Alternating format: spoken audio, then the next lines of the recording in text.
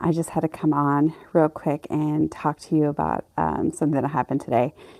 Um, so, Most of you know that I homeschool, and we are doing like a preschool co op type thing. And this week is my week with the preschoolers. And on Tuesday, we learned about the weather. And this part of the change of season from winter to spring is probably one of my favorites. I love the smell of the rain and the fresh cut grass and just all the things that just definitely help you to thaw from the winter and be excited. But one of the things that we were talking about was rainbows, and the kids were just so excited about rainbows. And I said, we have to go through the storm in order to see the rainbow. And so when they were dropped off this morning, it was raining. And we were talking and doing our circle time, and we were talking about the weather and the day of the week and things like that. And the kids, all of a sudden, like in unison, were like, yeah, it's raining, and then we'll see the rainbow. And they got all excited. And I said, well, what do we need? And they're like, oh, we need the sun. We need the sun in order to see the rainbow. And it was really tender. And halfway through our morning circle time, the sun broke through the clouds, and they all immediately was like, the sun is out. And they raced to the door. They quickly got their shoes on, and they ran outside to look for the rainbow. And it was so cute. One of the boys, he's like, we're not going to see a rainbow. And I was like, okay, maybe not, but we should always look for the rainbow. And but there was no rainbow. And we kind of talked about it. And it was interesting with this little insight that I received while talking to them and teaching them. The sun was on closer to, morning, and the storm that went through, the sun was still on the side of the rain cloud. So it wasn't on the opposite direction. And that's when the Spirit really hit me.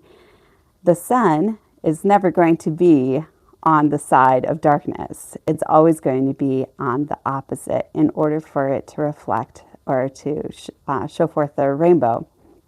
And it kind of hit me thinking, symbolically, Christ is the sun, and he is never going to side with the darkness. He's always going to be in opposition, like he's going to be an opposite side.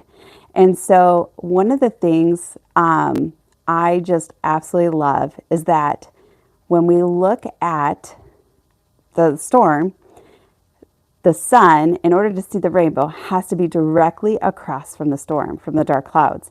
And that's when we see the rainbow against the backdrop of the storm.